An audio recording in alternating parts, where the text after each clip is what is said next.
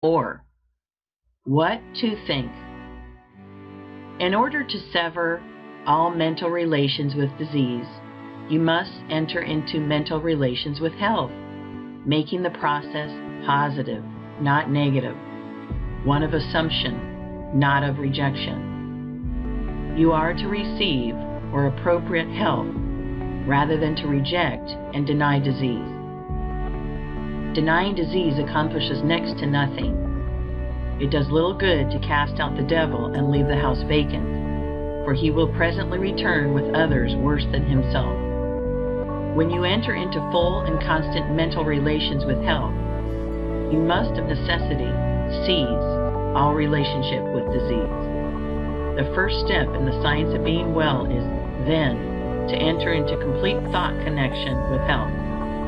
The best way to do this is to form a mental image or picture of yourself as being well, imagining a perfectly strong and healthy body, and to spend sufficient time in contemplating this image to make it your habitual thought of yourself.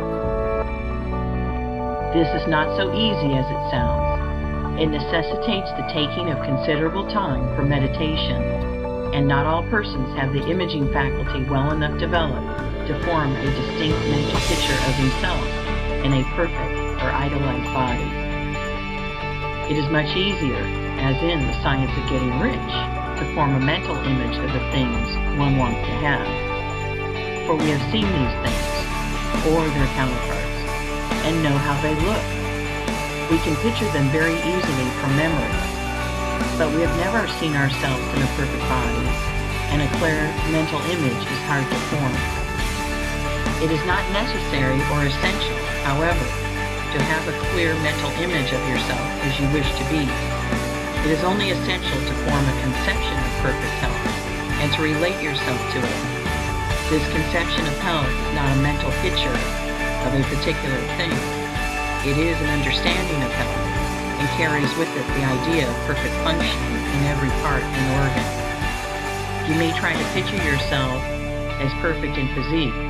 That helps. And you must think of yourself as doing everything in the manner of a perfectly strong and healthy person. You can picture yourself as walking down the street with an erect body and a vigorous stride. You can picture yourself as doing your day's work easily and with surplus vigor, never tired or weak. You can picture in your mind how all things would be done by a person full of health and power, and you can make yourself the central figure in the picture, doing things in just that way.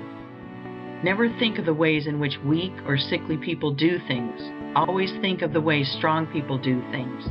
Spend your leisure time in thinking about the strong way until you have a good conception of it, and always think of yourself in connection with the strong way of doing things. This is what I mean by having a conception of health. In order to establish perfect functioning in every part, man does not have to study anatomy or physiology so that he can form a mental image of each separate organ and address himself to it. He does not have to treat his liver, his kidneys, his stomach, or his heart. There is one principle of health in man which has control over all the involuntary functions of his life, and the thought of perfect health impressed upon this principle will reach each part and organ.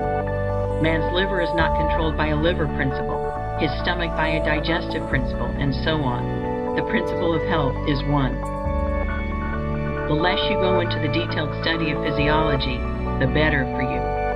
Our knowledge of this science is very imperfect and leads to imperfect thought.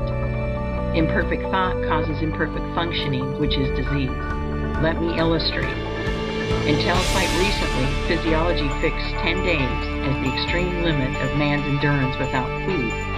It was considered that only in exceptional cases could he survive a longer fast. So the impression became universally disseminated that one who was deprived of food must die in from 5 to 10 days, and numbers of people, when cut off from food by shipwreck, accident, or famine, did die within this period. But the performances of Dr. Tanner, the 40-day faster, and the writings of Dr. Dewey and others on the fasting cure, together with the experiments of numberless people who have fasted from 40 to 60 days, have shown that man's ability to live without food is vastly greater than had been supposed. Any person, properly educated, can fast from 20 to 40 days with little loss in weight, and often with no apparent loss of strength at all. The people who starved to death in 10 days or less did so because they believed that death was inevitable. An erroneous physiology had given them a wrong thought about themselves. When a man is deprived of food, he will die in from 10 to 50 days, according to the way he has been taught, or, in other words, according to the way he thinks about it. So you see that an erroneous physiology can work very mischievous results. No science of being well can be founded on current physiology. It is not sufficiently exact in its knowledge. With all its pretensions, comparatively little is really known as to the interior workings and processes of the body. It is not known just how food is digested. It is not known just what part food plays, if any, in the generation of force. It is not known exactly what the liver, spleen, and pancreas are for, or what part their secretions play in the chemistry of assimilation. On all these and most other points we theorize, but we do not really know. When man begins to study physiology, he enters the domain of theory and disputation. He comes among conflicting opinions, and he is bound to form mistaken ideas concerning himself. These mistaken ideas lead to the thinking of wrong thoughts, and this leads to perverted functioning and disease. All that the most perfect knowledge of physiology could do for man would be to enable him to think only thoughts of perfect health, and to eat, drink, breathe, and sleep in a perfectly healthy way. And this, as we shall show, he can do without studying physiology at all. This, for the most part, is true of all hygiene. There are certain fundamental propositions which we should know, and these will be explained in later chapters. But aside from these propositions, ignore physiology and hygiene. They tend to fill your mind with thoughts of imperfect conditions, and these thoughts will produce the imperfect conditions in your own body. You cannot study any science which recognizes disease if you are to think nothing but health. Drop all investigation as to your present condition, its causes or possible results, and set yourself to the work of forming a conception of health. Think about health and the possibilities of health, of the work that may be done, and the pleasures that may be enjoyed in a condition of perfect health. Then make this conception your guide in thinking of yourself. Refuse to entertain for an instant any thought of yourself which is not in harmony with it. When any idea of disease or imperfect functioning enters your mind, cast it out instantly by calling upon a thought which is in harmony with the conception of health. Think of yourself at all times as realizing conception, as being a strong and perfectly healthy personage, and do not harbor a contrary thought. Know that as you think of yourself in unity with this conception, the original substance which permeates and fills the tissues of your body is taking form according to the thought, and know that this intelligent substance or mind stuff will cause function to be performed in such a way that your body will be rebuilt with perfectly healthy cells. The intelligent substance from which all things are made permeates and penetrates all things, and so it is in and through your body. It moves according to its thoughts, and so if you hold only the thoughts of perfectly healthy function, it will cause the movements of perfectly healthy function within you. Hold with persistence to the thought of perfect health in relation to yourself.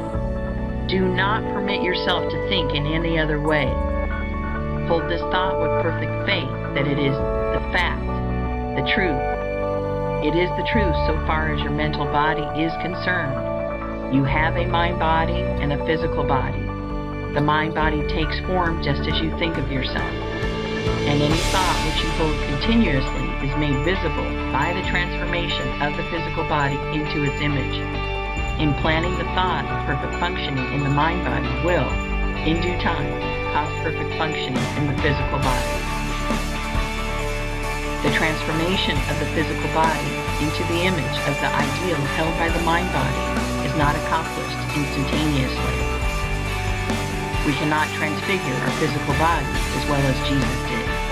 In the creation and recreation of form, substance moves along the fixed lines of growth it has established, and the impression upon it of the health thought causes the healthy body to be built cell by cell.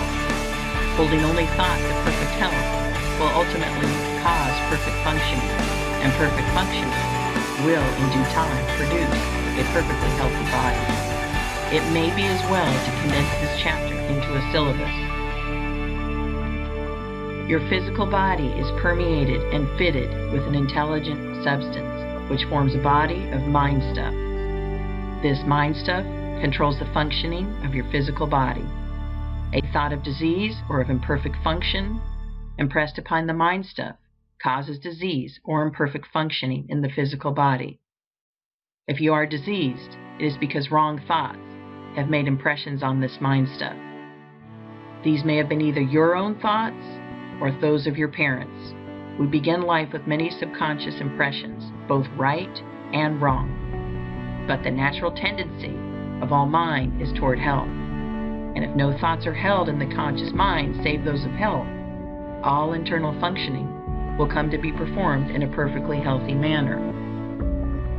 The power of nature within you is sufficient to overcome all hereditary impressions, and if you will learn to control your thoughts so that you shall think only those of health, and if you will perform the voluntary functions of life in a perfectly healthy way, you can certainly be well.